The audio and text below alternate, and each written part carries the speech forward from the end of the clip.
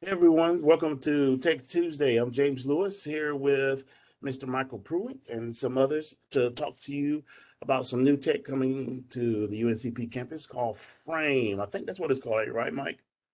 Correct. That's right. So, all right, we're going to turn it over to Mike. Go ahead on and get it started. If you have any questions, just let us know. Either open your mic or put something in the chat message for us. All right, here you go, Mike. All right, hi. So Frame is replacing what we've had on campus, VMware View or VMware Horizon View. Basically, it is a virtual desktop that you can access to get access to local resources on campus from anywhere. So, for example, if you are a student offsite, this is the way you can get access to the full-blown version of Microsoft Office or SPSS without having to install anything on your computer. It would also give you access to, say, for example, the contents on your iDrive or on the J drive, or if you're a faculty and staff member, the K drive. Um, the official go live date for this is going to be October 20th, and there will be an official communication going out before then. However, in the meantime, it is up and available if anyone is interested in using it or just wants to hop on and play around with it. We also already have some documentation on it up on the Do It website, so which is what I have up here right now. And this actually walks through a lot of things I'm going to be going over while showing this off.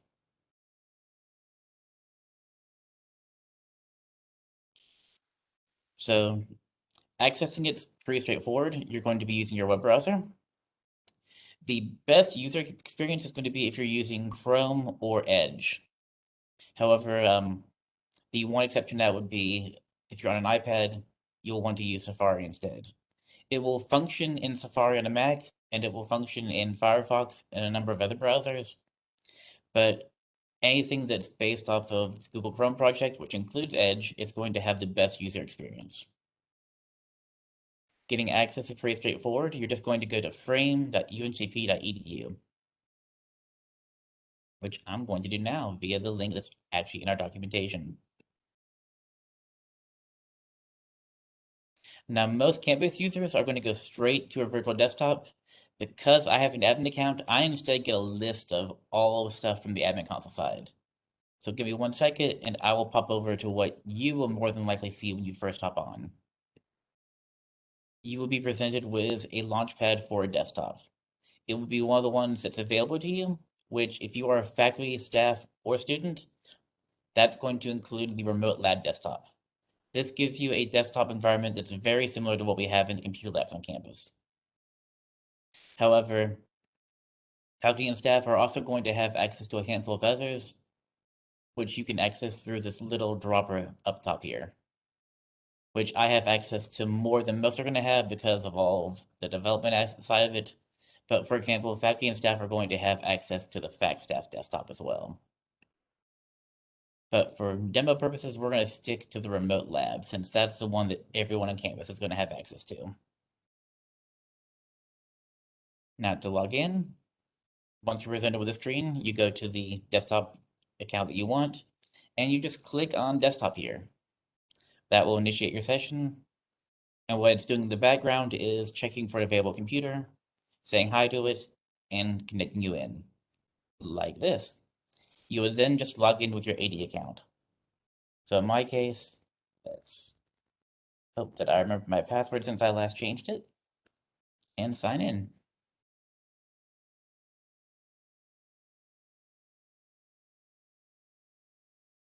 Now, along the bottom here, you can see a handful of other things that give you some information about your session.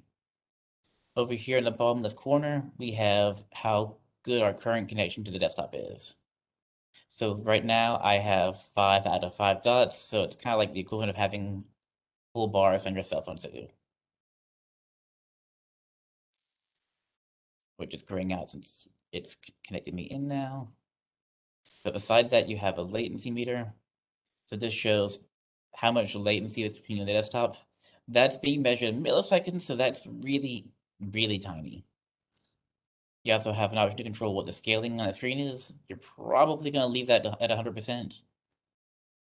This also tells you your current session time, so how long you've been in and how long it can be. And then there are a handful of other icons on the other corner that we'll go over in just a second. But as you can see now, I have what looks very similar to what would be the desktop screen in any of our computer labs. You have access to a lot of the same software. We try to make sure that all the icons for what's installed are going to be on the desktop, just like we do in the labs. And it functions a lot like any other computer, basically. So, for example, if I wanted to launch Microsoft Word, we double click on it, and we've got Microsoft Word. And since it's integrated with UNCP single sign-on, notice it even already knows who I am over here in the corner here.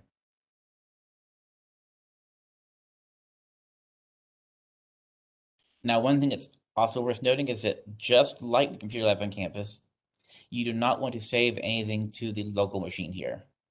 These machines get wiped every time a user logs out. So you do not want to save anything to the desktop, the documents, or the C drive of the local machine here. But that would be why we have access to a handful of things. For one, you have your iDrive and your K drive, just like you would on campus. So just like if you're in a computer lab, these would be the places that we would recommend you save. However, Frame also supports integrating with your Google Drive and your OneDrive, which that's what these two icons here in the bottom right corner are. Now, by default, they are not going to be set up for your account. All you need to do, though, is click on it, give Frame permission to have access to either your Google Drive or OneDrive, depending on what you're doing, and then they will show up here, just like they would, and basically just like your iDrive, more or less. And saving them to them works just like it normally would as well. In fact, typically I save most of my work on campus to my OneDrive, since that's what most of what do it internally tends to use the most. But either one works perfectly fine. Let's see. A couple other things worth noting usage-wise. You can upload files either by dragging and dropping them onto the window or by hitting this little cloud upload button. That will give you a prompt to upload a file from your local workstation. And what that will do is drop any files you send here over to the uploads folder. Likewise, if you want to save anything from the Frame desktop you're using to the computer you're connecting from, if you drop it in the download now folder here, it will automatically prompt and download onto your local machine. Let's see. Another thing worth noting is that if you print while you are in Frame, what will instead happen is you will get a prompt to print from any printer available to your local computer. So, for example, I realize it's blank, but here we can either print to the Weeper printer, since that is configured on our remote lab machine, or we can print to the Frame printer, which will let you print to anything the device you're connecting on has access to. So, for example, say you're trying to print at home and you're connected from your home computer. If you print to the Frame printer, that will give you the option to print a PDF to your local computer.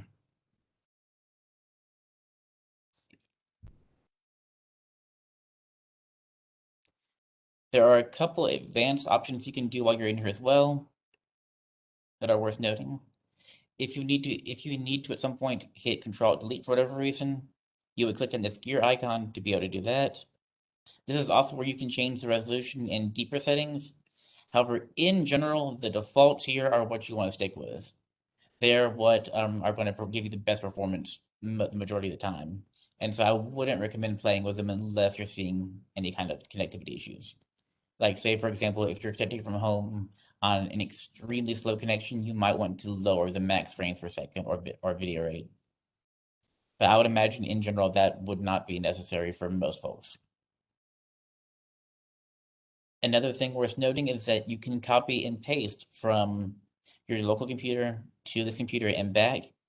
However, every now and then, since it's going through a browser, it can get a little confused.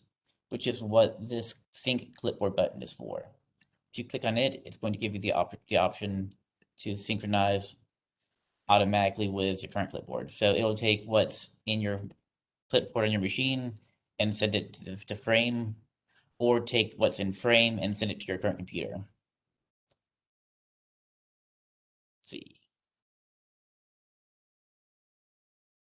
Let's see. One more thing. I don't really like the news. Um, Also worth noting is by default, sound is off when you connect. However, if you do need sound for any reason, you just click the sound icon here and that will automatically turn it on. Likewise, if you want to have the windows in full screen, so taking over your entire desktop, you would use this last button here to kick it into full screen. Let's see. Another thing worth noting is that by default, if you are idle for 20 minutes, it will knock you off so that you're not taking up resources another user on campus could be. However, if your connection hiccups, say for example, your internet goes down for say 5 minutes while you're at home, if you can reconnect within those 5 minutes, your session will still be held in place for you. When you're done, you have multiple options. You could log out through Windows like normal. However, the recommended practice would be to click the gear here and hit close session. What this will do is prompt you to close out of what you're doing and takes you back to the launchpad. And what that's doing in the background is taking the computer you were connected to and basically wiping it real quick so that the next person that gets it has none of your stuff on there. And that was a very quick overview, but I actually feel like it's in general pretty straightforward to use. Do we have any questions though?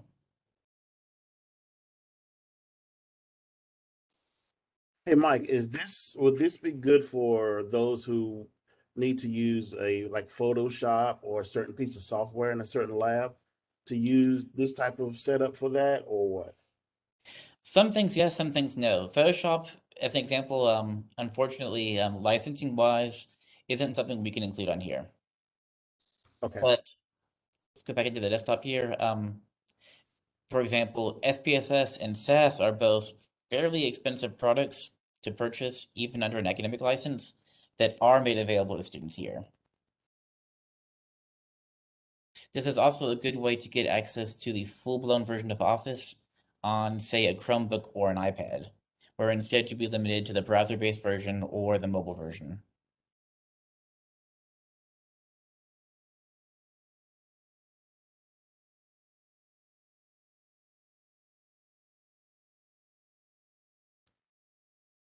got you. Okay. And then for faculty and staff users, this is also going to be replacing Horizon Frame. So if you currently use, Horizon View. So if you currently use View to connect to, say, a banner or Argos, for example, you would be switching to using this in the near future.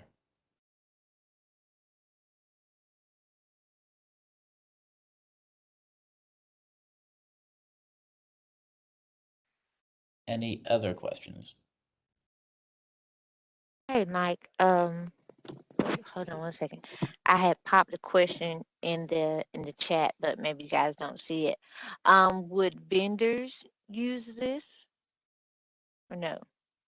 Possibly. We are developing a desktop for vendors to use. However, that's going to be a little bit more of an involved process for how they would access it. Got Mostly you. because they would need to have a temporary account created and um, a little bit more to make sure that basically they're only getting access to the campus resources that they need access to. Nice. Thank you. No problem. Hey, Mike, you mentioned this being used for Argos. Would this Argos test and production, and how soon, or any idea? Those test stuffs are already up and available. Um, However, correct me if I'm wrong, but I don't think we had an Argos test desktop under View before. So as of right now, at least, it's only configured for production, I believe. Okay, thank you. No problem.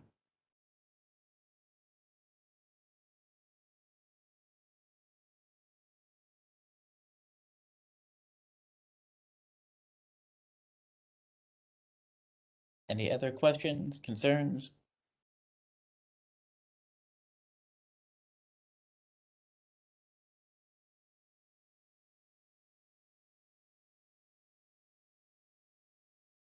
Good job, Mike.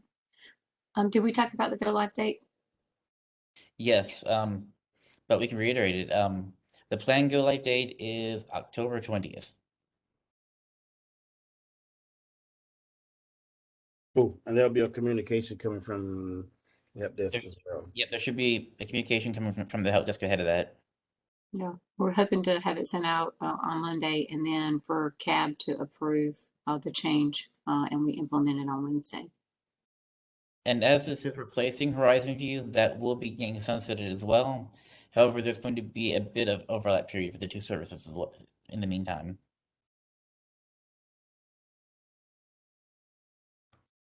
Okay. Any further questions, concern, or comments? All right. Thanks, Mike, for doing such a great job and explaining that and helping us with it. And if you have any further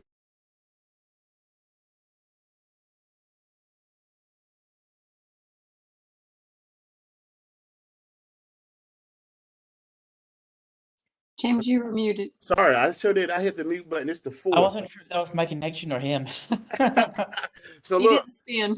I plugged up my Star Wars Darth Vader, and he's using the force control my thing. That's what it was. And It's because of Mike's alien type things, which is the UC. that's what it is. Anyway, The thank force y'all be for with coming. you. I know, right? Thank y'all for coming. We'll see y'all next week. All right, thank you. All right, bye.